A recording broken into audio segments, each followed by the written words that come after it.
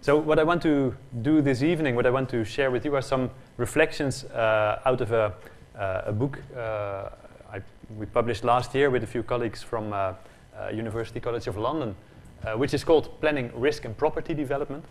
But the title we wanted to give to the book was what's on top of this slide, By the Market, For the Market, with a question mark. The editor didn't want that. Planners are not always very imaginative people. The editor said we need something that's clear about what you're doing in the book.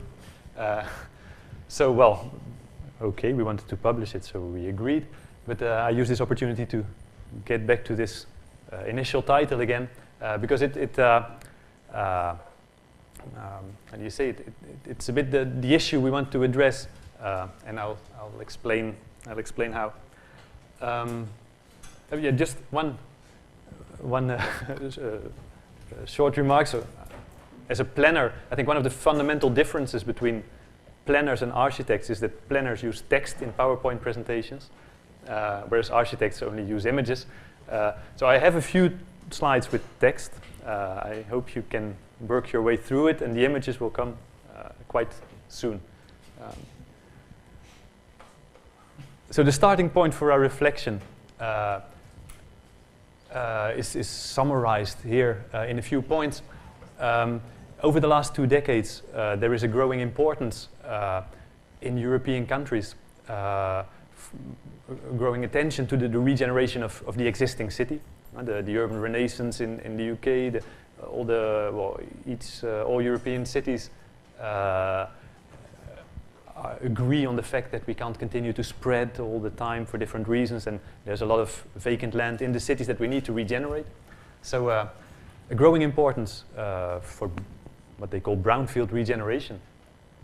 At the same time, an increasing level of quality required in these projects under the influence of sustainable development, for example, environmental requirements, requirements as to the quality of public space, of the realization of social housing. And at the same time, an increasing reliance on market mechanisms to produce these projects. And we speak a lot about property-led urban regeneration. The property market, in a way, what you do in an urban project is also produce real estate that's sold on a market, and if you don't manage to sell it, you don't have a project. So these things together result in a situation in which there is a sort of a field of tension between, at the one hand, we have to create value in order to attract private investors to realize urban projects. And at the other side, we've got our public objectives in terms of social housing, in terms of quality of public space, in terms of facilities to be realized, in terms also of design quality of the areas. And how to deal with that field of tension. It's a bit the question we asked in the book, and we wanted to study several we have studied several big regeneration projects in European countries in order to see how they dealt with this field of tension. Now, how did we study these projects?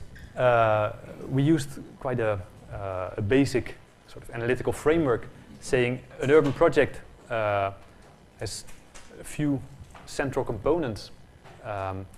It's made in the interaction between a few components. The first one is the context. The context of a project influences what you can realize. So the second component of a project are its contents, expressed in structure, in form, in design, in the use of the uses that are there, the mix of tenure, in facilities.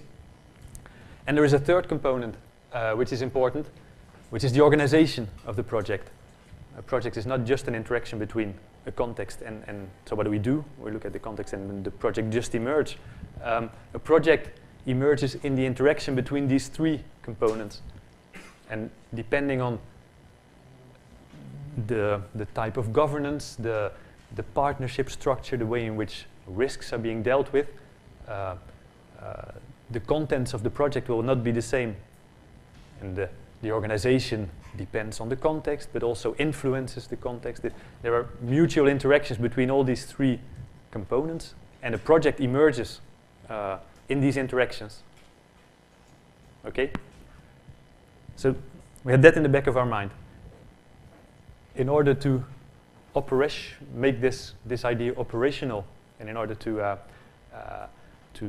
synthesize a bit what we found for this presentation, we can resume things in this scheme, in which we simplified very strongly, but which helps us to make sense of what we see around us. We said here, we take two central variables. We resume the context of a project by saying, does it take place in a situation where there's a high development potential or a low development potential? The idea of development potential is very complex, but it has to do with the capacity of a site to attract a private investment. So it has to do with the accessibility, with the quality of the area, with its location in the city. It can be decomposed in many things. And you can sort of intuitively, we all see that several sites have more development potential than others because of their situation, because of their location. So I'm not going to dig further into that here. We distinguish sites with high and with low development potential. And on the other side, the question of organization, we also simplify it very strongly, saying we see a big difference in sites in which the land ownership at the start of the project is predominantly private, in hands of private actors, or the land ownership is predominantly public. Now these two variables make it possible to distinguish in a sort of very schematic way 4 types of regeneration projects, of urban projects, which we gave a title here. So if the development potential is high, the land ownership is private, we're in a situation where projects emerge spontaneously. Property-led projects emerge spontaneously because investors are interested, they own the land, or they can deal with a private actor to buy the land, and the projects emerge more or less spontaneously, driven by market forces. In a situation where development potential is high and the land ownership is public, we can speak about partnership projects. In this situation, it's easy for the public authority to say, okay, we've got land, we need investors to realize a project, we can negotiate, we can give you the land in exchange for quality, and the planning authority takes certain risks because it can take in charge the development of the land, but in exchange, it'll attract private investment. If the development potential is low and the land ownership is private, we're facing a very difficult situation because the land is in private hands. A private investor doesn't really want to do anything there because development potential is low. So these are situations, we've called them the difficult projects, in which we have to convince the private investors. So there's a necessity to convince private investors to come there and to take on the project. And the last type of project, which I'm not going to speak today because I want to focus on these property-led regeneration projects that rely on private investment. But the last case, in a way, is the situation that you see in France, for example, in the grands ensembles, the big, large real estate, social housing estates, where land is public, development potential is low. Projects are being realized there, but they're very strongly, carried by the public sector. So public projects. So with this framework in mind, we went to see different projects, and we tried to figure out a bit how they functioned and whether in different situations, what you could identify in different situations as different ways of acting and different ways of realizing the project. So that's where we get to the pictures. I'll try to briefly present 4 different projects. So there's a lot, these are big projects, there's a lot to say about these projects. We're not going to enter into the details, but I'll try to highlight some crucial elements for each of these 4 projects. The first project I want to speak about is the project of Confluence in Lyon, which is a project that is situated, a large renewal project, situated in the heart of the city of Lyon, of the agglomeration of Lyon, close to the, or even directly adjacent to the historic city center, which is about here, in between the two rivers, the Rhône running here and the Saône running here. So it's what they call a near island, I think, in English, the presqu'île, which, as you can see on the next slide, more or less, so this is the project area, 150 hectares, so very big, the same size as the existing part of the historic city that's on the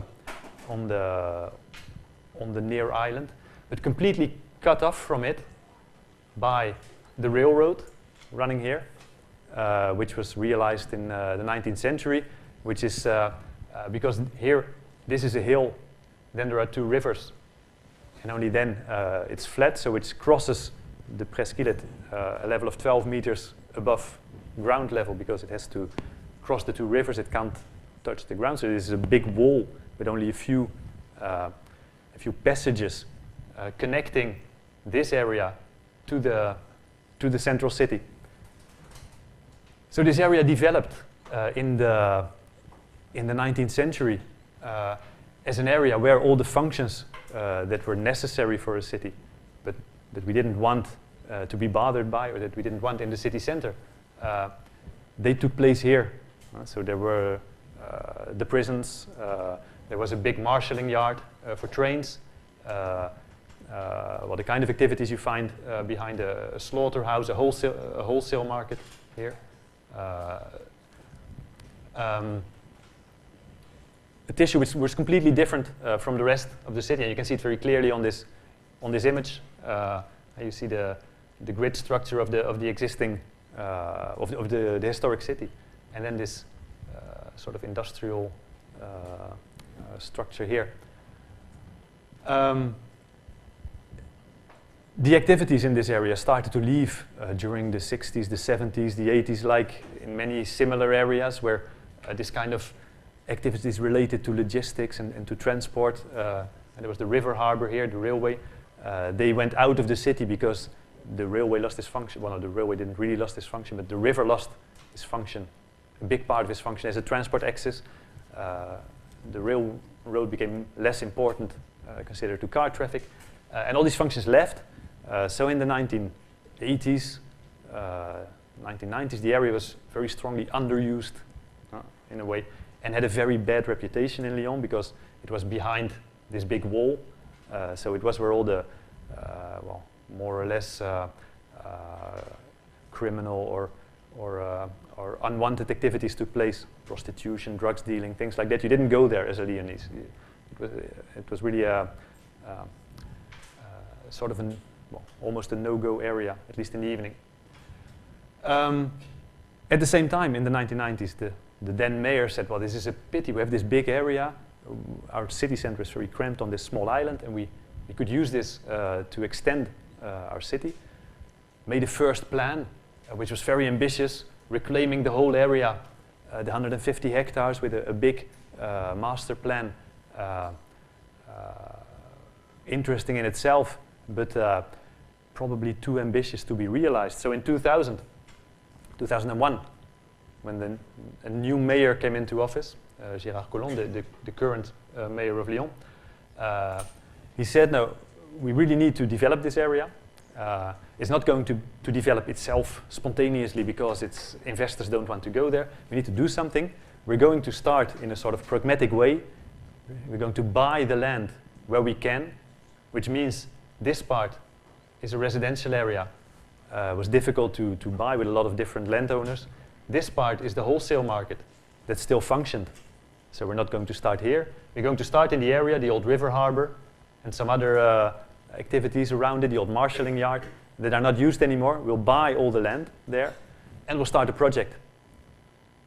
So the municipality really engaged itself, took a lot of risks, bought all this land, 40 hectares in this area, and said, okay, so now we're going to develop a project here, because we think it's an opportunity for Lyon to extend its city center. It's an opportunity to become, how do you say, to show what it can do in the field of urban development. And it's something we need. Lyon wants to be among the big European cities, try to obtain its place there. And this project was one of the elements for the mayor of Lyon to say, okay, we've got this big urban project. We want this to be realized. Now the investors at the beginning, the house builders, the house developers, the housing developers or real estate developers, they were in a way quite reluctant, and they really had to be drawn into this area, which the municipality did in 3 ways. The first one was by saying, we're going to make this a very high quality area. We're really going to change the image, which is expressed in the division between green space, public space, mainly roads, and only a small amount of space that was actually going to be sold to investors, to house builders. 40% of the whole area was going to be green space, places, parks, in order to show that, well, this is going to be an attractive living area. It's going to be very different from what we had before. That was the first thing the municipality, first element that the municipality used to convince house developers to get here. The second element was by saying, well, we bought all this land and we can sell it to you for a cheap price, house builders. We want you to come here. We think you can sell real estate here at some stage. And in order to make sure that you will come, we'll give you a reasonable price. We'll only ask quite a low price for the land, which helped to convince the investors. But what really convinced them to get here and to invest in this area, if you ask the house builders, they say what really convinced us was it was clear to us that for the mayor of Lyon and for the city of Lyon, this project was had highest priority. It was something that had to be done in order to realize the objectives, the strategic objectives of the city. So they were quite sure that this was going to work to some extent, and they were quite sure that it was a good way to promote themselves. And many of the investors who came here in the first to develop the first part of the area really said, well, we didn't really know what to expect in terms of return on investment, but we knew that it would be good to be present in this project, because then we could say, look, we've taken the risk, we've done this, we are in this central part of Lyon, which will help to get projects in later phases. So in terms of, how do you say? Well, no, I'll just go to a last image. So this is what's actually realized in this first phase. And as you see, all this is public space. This river basin, which looks very, very authentic, didn't exist. It is dug out for this project and is part of this heavy investment in urban environment, where the city said, well, waterfront living is attractive. We want to create this ambience, this atmosphere. And the river only runs here, but we're going to make this, they call it a nautical place, a place nautique, a public place, but centered around a newly realized water basin. And the investors, the first ones, these were the first three plots to be developed, with quite important requirements also by the municipality in terms of architectural quality, which is of course always something you can always discuss about, but at least it stands out. It's significant what's been done here, and the area is a success. But it's a success in the sense that this is realized. The Lyonnese come here now. It's on the mental map of the people in Lyon, but it has cost a lot of money to the municipality. Little return and big investment for the public sector. So that's Lyon Confluence. Some elements, another picture which shows the quality of the urban space and the place that's given to it. Lyon Confluence. Let's go to another, because I also have to keep an eye on the time. Let's go to another project, a very different kind of project, also in Lyon, but much more to the to the outskirts of the city. What you see here is the peripheral ring road, so which more or less delimits the core of the city. So we're on the other side of the ring road, a bit outside the dense urban area, in an area, as you can see on this picture, which is also former industrial uses, very, how do you say, fragmented, not very attractive. And where an operation started with a private investor saying, in this area, I want to realize a large cinema complex. He wanted to realize it here because it's very accessible by road near the ring road. It's an area where he had some land, where he could buy land, and he said, I'm going to realize this big cinema complex. The mayor of the municipalities, this is not in the municipality of Lyon, the area is on the boundary between two adjacent municipalities, Villeurbanne and Vaux-en-Velin. The mayor of Vaux-en-Velin said, if you're going to invest here, I want to take this opportunity to turn this into a big, into an urban project, to do something here. So he started with the idea of making what they call a pôle de loisirs, a leisure center around this cinema complex, and trying to develop the area from there on. That was in 2000, 2001, 2002. Nothing really happened around it. This was under development, but around it nobody was interested because the area was far away, not attractive.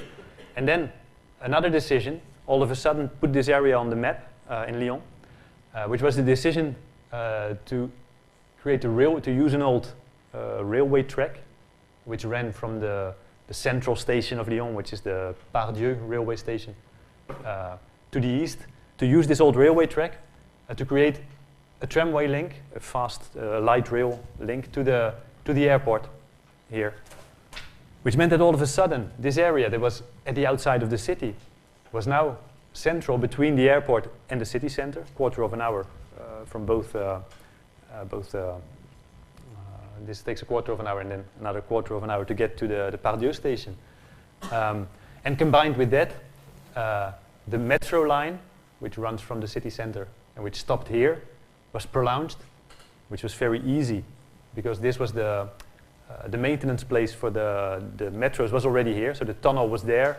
It was just not open to the public, so it was very easy to prolong it, which created, which increased dramatically the accessibility and the connection of this city, of this area to the rest of the city. So development potential started to arrive. At the same time, the municipality said, we're not going to do, we don't have the money, we don't have the political, this area doesn't have the political priority to do what we did in Confluence, buy all the land and take in charge the development. So we're not going to buy any land here. We're only going to try to make it attractive for private investors to come here. So the pôle multimodal was a public investment which made this area more attractive, and the multimodal, connection between the tramway, the metro. The leisure center, or commercial center, it's rather a shopping mall in the end, but it was promoted as something which would be a leisure center, was one of the first investments that should trigger further investment. The city worked on public space, improving the quality of the through roads, and that was it. And then it waited, in a way, it actively went to speak to investors, but it didn't actively start to develop anything by itself. With as a result that yes, the area is being developed, but in at the moment at a very slow rate. This is being realized now. So the commercial center, the leisure center, the multimodal connection between the tramway and the metro. But all this, which is supposed to be ready in the first planning in 2015, is far from ready. And there are some developments here now, housing, some offices. This is under project, but no real work is being done yet. And all this, we don't think about it. So things are happening, but at a very different speed than they are in Confluence, where the municipality took things in its own hands. So we don't speak about the later phases. We'll see when this is going to develop further. So this is the central place where the tramway meets the metro. The first office development in the area.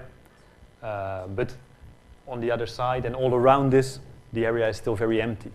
And development is slow in taking off. Yet another project. With again a different situation concerning development potential, concerning land ownership. This is in Amsterdam, the city of Amsterdam. It's a project that we already saw in the presentation of Jurgen Zijnstra. The IJoevers. It's the city center. City center of Amsterdam is here. The railway station is here, and it's the area behind the railway station, which is a former harbor area. In the 17th, 16th, 17th century, the opening from Amsterdam to the sea was through this way. So the harbor developed here. Over the years, this became unpracticable. Well, wasn't a good. Anyway, boats became too big to go this way, so we needed other solutions, which ended with a canal being dug out in the 19th century directly to the North Sea. And so the harbor activities moved to the west of Amsterdam. So this area became freed from harbor activities. The possibility to, became derelict also in the 70s, 60s, 70s, in the same period. Very near the city center of Amsterdam, a bit similar to Confluence in a way, and the possibility to make an extension to the city center. So the city of Amsterdam in the 1990s turned the map upside down here. So the north is below the south, the city center of Amsterdam is here. The project all along these banks of the IJ, the former harbor site, is very big. Took a long time. This is the project that Jurgen Zijnstra spoke about. So for those who were there, it's one of the last bits that's been realized together with this here. The city of Amsterdam, during the 70s, the 80s, when the harbor activities left, also bought all the land in this area, which is a tradition in Amsterdam, municipal land ownership. So it had a very good possibility to, like in Confluence, to do something here. Moreover, maybe the development pressure was quite high in this area. Amsterdam lacks housing, and in particular Amsterdam lacks upmarket housing. So there was quite a pressure, quite a demand to develop this, and the city used that to say, okay, we're going to make this into something interesting, of high quality, with a lot of requirements in terms of design, as you've seen last Tuesday. Very precise prescriptions as to what needs to be done and what kind of development we want. Big requirements in terms of the realization of social housing. So the city had a how do you say, a list of requirements that was very high and needed investors to realize this. In first instance, it tried to work with one investment company in a sort of joint venture, ING Real Estate, a big investor who would take in charge a large part of the area. In the end, that didn't really work out, and the city divided the area in a lot of smaller bits, working at each time with separate developers to develop this kind of high quality development it wanted, which resulted in what is no. The developers were quite eager to come because this is the city center of Amsterdam, because there is this pressure. At the same time, I mean, it's an expensive location. It's not easy with the water. The technical solutions are quite complicated. So the city also used the area, used some large public investment like this music, this concert hall, a big museum also in the area, to increase its attractiveness, to make it a part of the city center. And well, after that, private investors came and developed the area in a very dense way. The city wanted this very dense development because we needed a lot of housing. And it said, well, the view, the space is there. We've got the water to look at.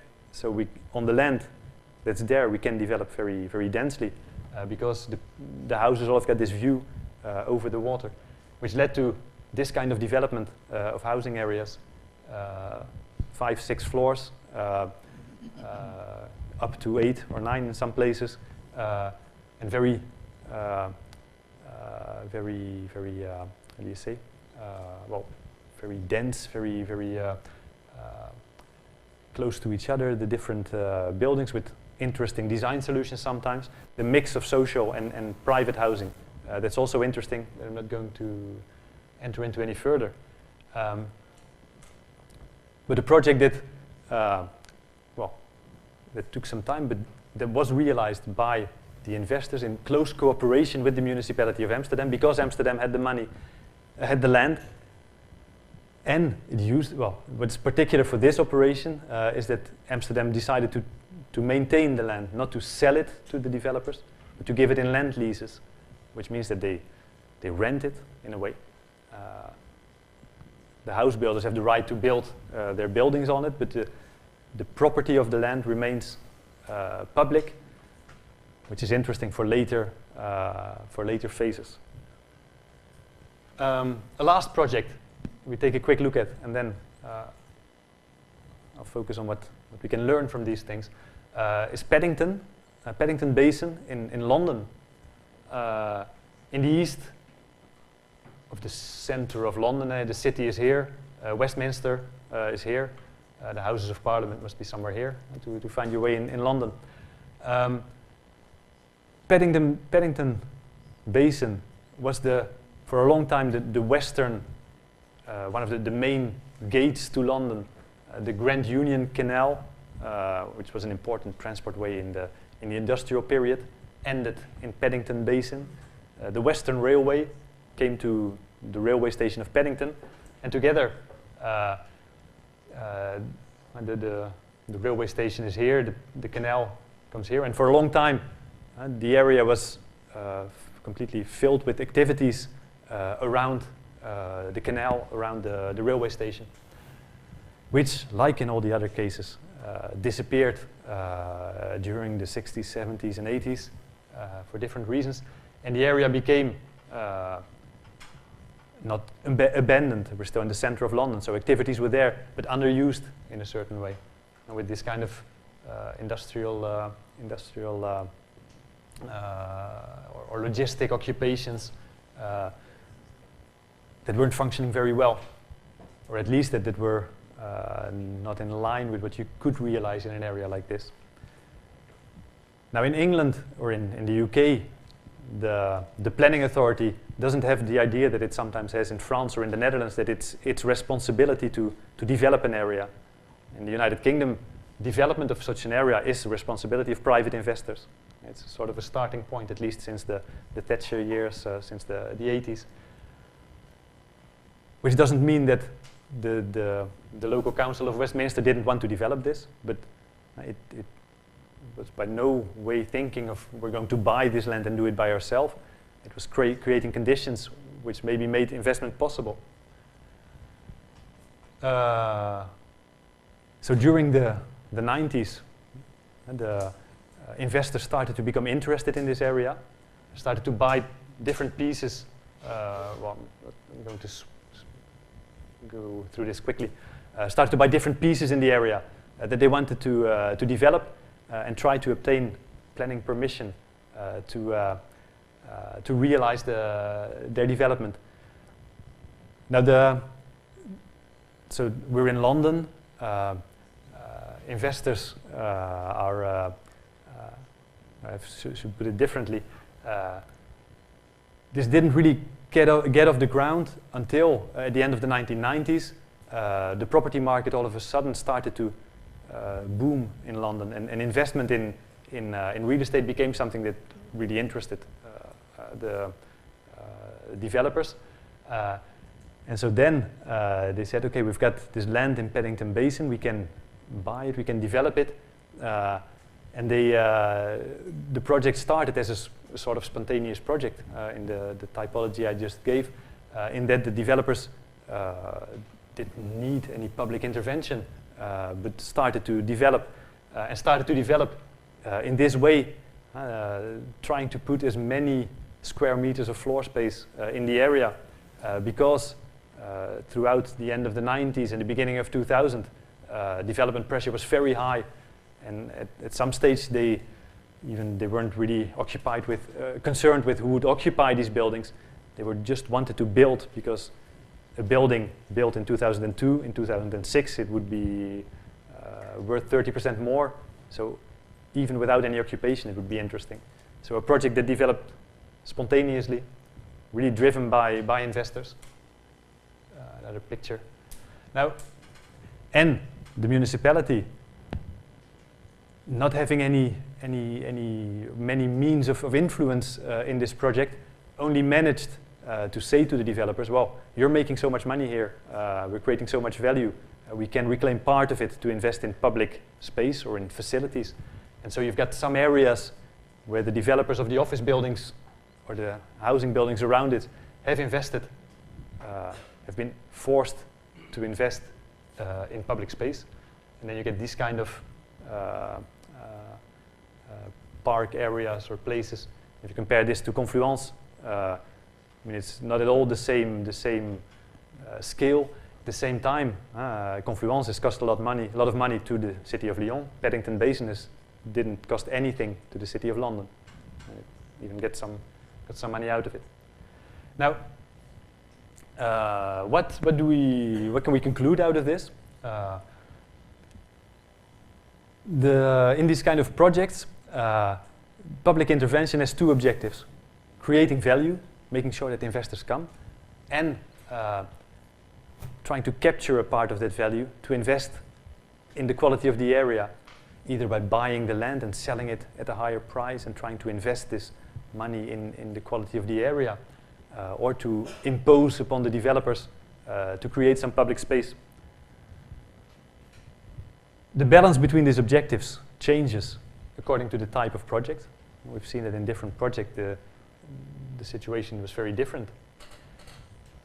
And the type of project in these four types changes in time, and projects that at some stage are not interesting for private investors can become interesting in later stages, or the other way around. So if we think about our three components and context, contents, and organization, that means that if you plan for a development project, you have to be aware of this idea of what type of project are we doing, and how is this going to evolve in time, and what do I have to do at this moment in order to realize a quality development, or what can I do in later phases in order to realize a quality development. Now this more or less resumes this idea of projects have a trajectory. And so I put the four projects we've seen, and I started to put the two variables, land ownership and development potential, on two axes, saying development potential can be stronger or weaker, land ownership can be private or public, and that allows us to trace what happened to projects. So Lyon Confluence, for example, started in a situation where development potential was rather weak, land ownership was mainly private. The municipality bought all the land, transferred it, and it ended up to become a situation, and then sold the land to private developers, ending up in a situation where development potential is rather strong. The land is now mainly in private hands. Carré de Soie also started in a similar situation, weak development potential, but then moved to a more attractive area for private investors without passing through intermediate temporary land ownership by the municipality. Amsterdam Eindhoven started out as public land ownership and became more attractive, whereas the land ownership remained in public hands. So you can see Why am I showing this? If we think about property-led urban regeneration, in a way, our model is, or our idea is that urban regeneration takes place by private investors when the area is in this part of the scheme, when land ownership is private, when development potential is strong, regeneration takes place, and what the public sector tries to do is try to get, in general, what's flying around there? Is trying to get the project from the area where it is towards this this situation. Okay, so with the exception of Amsterdam, where this land lease means that land remains in public hands. But what we want to do if we realize an urban project, at least in this idea of property-led urban regeneration, is to get it to this area. Now, how do we get it there? And that's my last transparent. No, my before last. How do we get it there? With different types of interventions. And in the different projects, what you can do is not the same. If land ownership is private and the development potential is high, project will happen anyway. And all you can do as a public sector is regulate, trying to set rules for the developers. Whereas, if you own the land, you can use it to negotiate with investors and say, okay, we'll sell this land to you, but only if you realize a certain quantity of public social housing or other objectives, or if you realize a certain design quality. And in that way, you can the organization of the project depends on the context, depends on the way in which the land ownership is developed, and in turn it has consequences for the shape of the project, and we've seen that in different situations what's being produced is not the same, and it does not only have to do with the site of the project or with its location in the city. The differences between the project have a lot to do with the organization and the role played by the different actors in this project. So that's what I wanted to get across, I think, as a message here, as a planner, speaking mainly to architects. In order to understand an urban project, you have to understand, of course, how contents and context are related and how they influence each other.